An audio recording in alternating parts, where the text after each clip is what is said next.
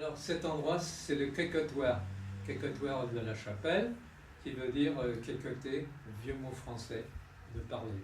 Les gens sortaient de la messe, comme en Bretagne, bon, il pleut parfois, n'est-ce pas? Les gens, ils étaient à l'abri, ils s'assoyaient ici, et puis ils se racontaient les histoires de la semaine, ce qui s'était passé, ce qui se passerait. Voilà, ça s'appelait le quéquetoir. C'était un mot très français et les gens étaient tous en amis entre eux à parler. En 1977-1978, le toit s'est effondré un beau soir.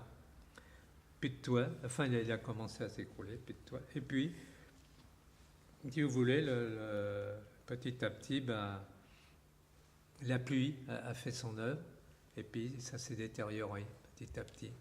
Et puis un jour aussi, des gens sont venus avec une voiture et puis ont commencé à enlever les dalles de la chapelle.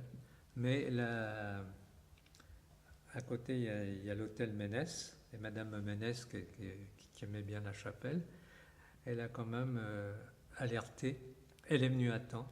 Les gens, ils sont partis. On a alerté la police, évidemment.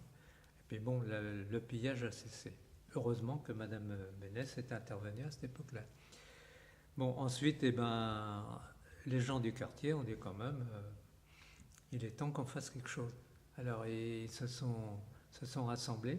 Ils ont formé une association, notamment Monsieur Louis Pelletier, qui était quand même de Pouézard, a pris les choses en main et puis a formé une association avec un journaliste du Télégramme qui est maintenant prêtre et qui était en Belgique, qui maintenant, je crois, est en France d'ailleurs. Et alors, ensemble, ils ont formé un groupe un soir, et puis Monsieur Michel Huon a été nommé président.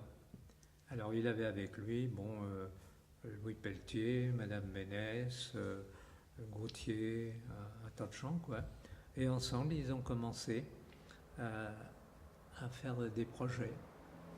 Et en 1978, une première messe a été dite sur les ruines de la chapelle.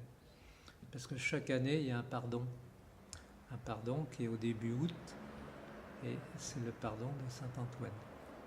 Alors ils avaient commencé donc au début août, encore en ruine, et ils ont commencé à faire le premier pardon dehors.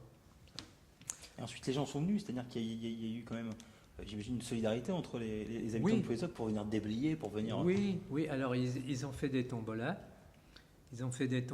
et puis des fest-noz le soir pour attirer de l'argent. Ils ont eu un petit pécule et ils ont commencé.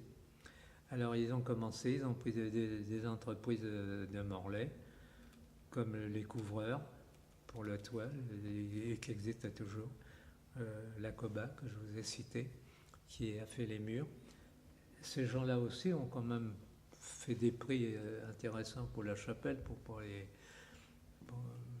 les voler, disons. Hein. Bon, ils ont contribué aussi à monter cette chapelle-là. Et petit à petit, la chapelle s'est remontée.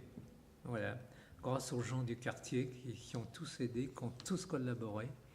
Mais principalement, alors, les gens qui faisaient partie du bureau et qui faisaient partie de l'association, alors eux se sont donnés. Et chaque année, encore maintenant, on fait une exposition et des concerts pour récolter de l'argent. Voilà, et c'est tous les ans, avec les gens, avec leur dévouement, tous bénévoles, on a réussi à faire ça.